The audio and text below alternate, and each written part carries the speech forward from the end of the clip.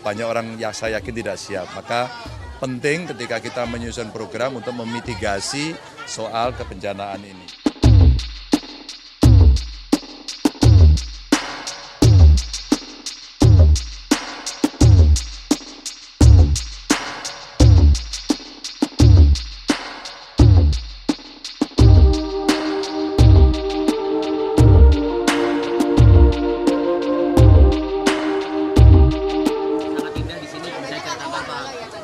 Ya.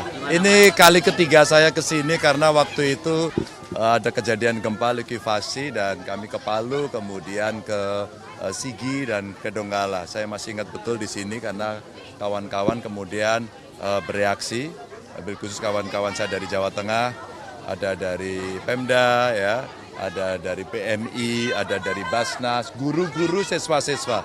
Mereka iuran dan kemudian Pak kita bangunin sekolah yuk gitu.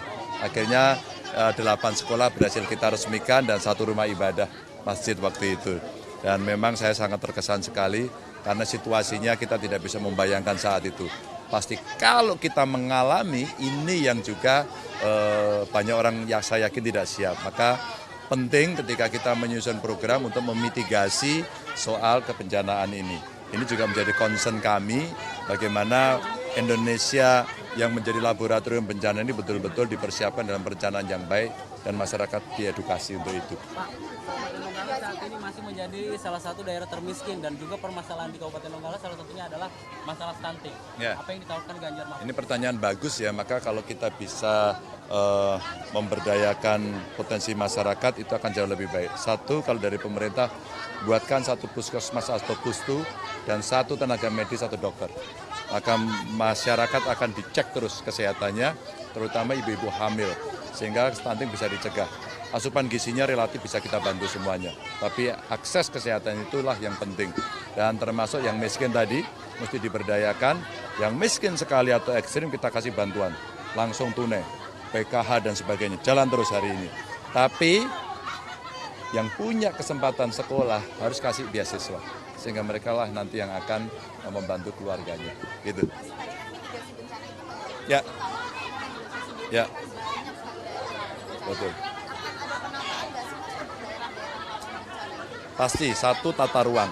Tata ruangnya mesti firm betul sehingga ketika akan dilakukan sebuah pemanfaatan di atasnya mesti memperhatikan soal kebencanaan. Yang kedua tentu menyiapkan BNPB, BPBD, relawan agar mereka bisa mengedukasi. Dan kalau masyarakat sudah teredukasi, mereka biasanya punya early warning system ya, yang punya karakter lokal. Sehingga kalau terjadi sesuatu mereka bisa menangani dan menyelamatkan diri sendiri. Kami punya beberapa contoh-contoh berbasis komunitas yang bisa melakukan itu dan ini menjadi perhatian utama kita. Termasuk memitigasi karena kerusakan akibat ulah manusia. Itu yang mesti disiapkan. Mas, tadi kan sempat doa untuk Marapi, ada pesan tanggapan terkait dengan Marapi. Selagi kita punya kemampuan, mari kita bantu warga yang ada di Marapi. Kami pernah punya pengalaman juga di Gunung Merapi, ada di Semeru, ada dan di Marapi, Sinabung ya. Teman-teman ini juga bisa kita gerakkan. Maka ketika satu daerah ada bencana, maka seluruh warga bangsa wajib hukumnya membantu. Kemarin teman-teman dari relawan juga sudah komunikasi dengan saya bilang komunikasi dulu dengan Bawaslu, komunikasi dulu dengan KPU, agar nanti tidak masuk kategori money politics. Karena niatnya sebenarnya baik gitu ya. Pak kita boleh dorong nggak? Boleh, tapi tolong komunikasi agar tidak keliru gitu. Kita mesti bantulah mereka yang sedang menderita. Ya, oke.